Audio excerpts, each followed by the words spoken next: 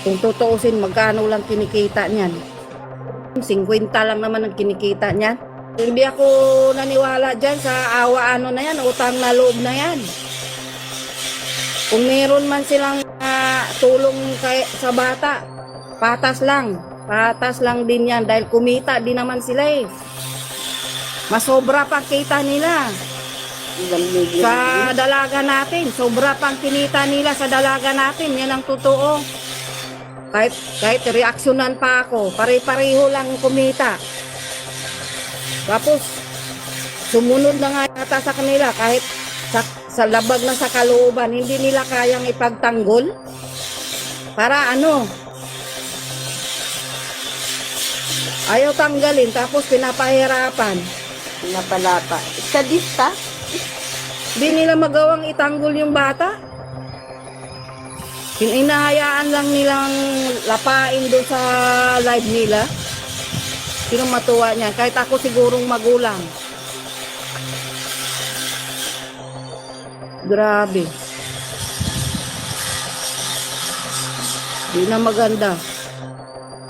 Kung tutuusin, magkano lang naman kinita ng bata dyan?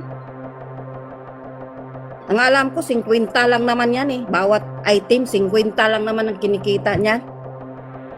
Sino lang? Ayaw lang ng bata na anong sinasabing utang na loob, kaya sunod ng sunod anong gusto. Kung tutuusin, magkano lang kinikita niyan? Binalahura at binastos yung bata kagabi. Wala nang silang imik. Wala nga. Sinusunod na nga sila lahat anong gusto nila. Nandoon, nagsunod yung bata. Pero lagi nilang sinasabing utang na loob. Ang utang na loob. Patas lang. Masasabi ko, patas lang yan. Kung meron man silang naitulong, kumita rin silang limpak-limpak sa bata. Kaya wag silang ganyan. Bitawan na lang nila kaysa pahirapan. Kayo po ay nag-mind, guys. Ayan.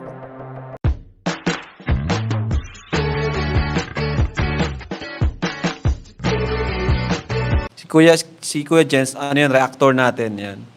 Official reactor. Ayan mga kalingap, magandang araw po sa inyo lahat. This is Kuya Jens and welcome back po sa ating YouTube channel. Sa mga bago lang po sa aking YouTube channel, huwag niyo pong kalimutan mag-subscribe and click the bell button para like updated sa ating mga bagong upload na video. At huwag po natin kalimutan suportahan ng Butim Kalingap sa pangunguna ni Kuya Val Santos Matubang, Ate Edna Vlog at syempre Kalingap Rob.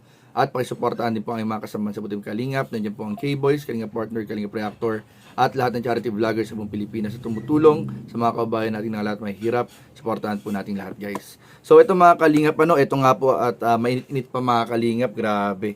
Talagang hindi po sila tumitigil mga kalingap, talagang sunod-sunod po yung kanilang ginagawang pang-aatake po sa Team Kalingap. At this time mga kalingap, pati nga yung nananahimik po mga kalingap na isang negosyo din nila Kalingap Rob, yung business po nila Kalingap Rob, o yung kumpanya po kung saan kinabibilangan po ni Kalingap Rob ay pinapakaelman na rin po nila mga kalingap. Grabe po mga kalingap. Talagang walang patawad. At talagang dahil dito naglabas nga ang kumpanya. Ano yung kumpanya po na isa si Kalingap Rob, sa mga owner and CEO mga kalingap ay naglabas na rin po ng post kung saan po nag-warning po sila. Warning or ito po mga kalingap ay information para malaman po ng mga naninira sa kanila na maaring may kaukulang kaso yung kanilang ginagawang paninira, lalo na dinamay na po nila pati yung kumpanya. Hindi man nila sinabing direkta na yung kumpanya, pero alam nating lahat mga kalingap na yun yung pinapatungkulan nila. So ito nga mga kalingap, babasahin po natin mga kalingap yung post ng kumpanya kung saan ipinahayag nila mga kalingap yung mga aring maging paglabag nung mga naninira sa kanila mga kalingap na maaring gamitin against them kapag nag-file na po ng kaso. So ito nga mga kalingap, babasahin po natin. Tingnan niyo po. So ito pa mga kalingap yung post nung kumpanya.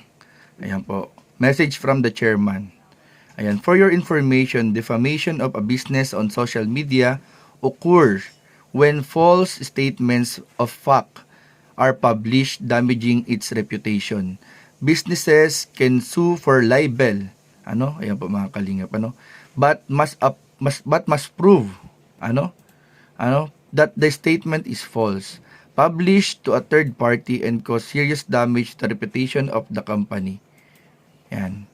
Elements of defamation on social media. For a social media post to be considered defamation, it generally requires a false statement of fact. The statement must be presented as a fact, not just an opinion, and it must be false. Publication.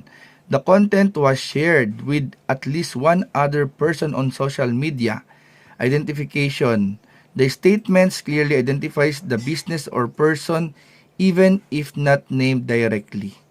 Yan. Pang-apat, damage or harm. The statement causes or is likely to cause serious harm such as loss of customers or reputation. Sabi niya dito, share ko lang sa mga walang alam sa batas, kuha na lang kayo ng translator. Yan. So, ayan mga kalingap, malinaw na malinaw po.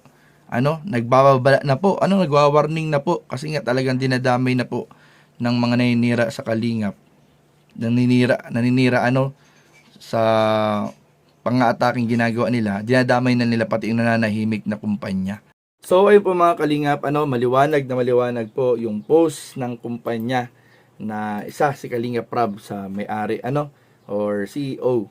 At ayun nga po, yung post na yun po ay magsilbing sanang aral, babala, warning sa nagpapakalat po. Pero napanood nyo naman kanina sa intro, talagang talagang mainit kasi di bali ng reaksyonan daw, talagang ilang ulit na binanggit talaga na na kumbaga parang may sinasabi sa about sa kita ng mga nagla-live selling. Kaya grabe po, maling-mali po mga kalingap kasi sinisiraan po nila yung reputasyon ng kumpanya. Sinisira po nila, hindi lamang naapektuhan yung kumpanya, pati yung mga ambassadors at ambassadress. Kumbaga parang inaano nila parang minamaliit nila yung sweldo o yung kinikita. Pero sa totoo lang po mga kalingap, napakalaking tulong po ng kumpanyang yan mga kalingap sa mga ambassador, ambassadress, sa mga nagla-live selling. Kasi kahit ako mismo mga kalingap, naranasan kong mag-live selling. At sa pagla-live selling namin mga kalingap, grabe po, yung kinita namin sa live selling ay hindi kayang kitain sa loob ng isang araw.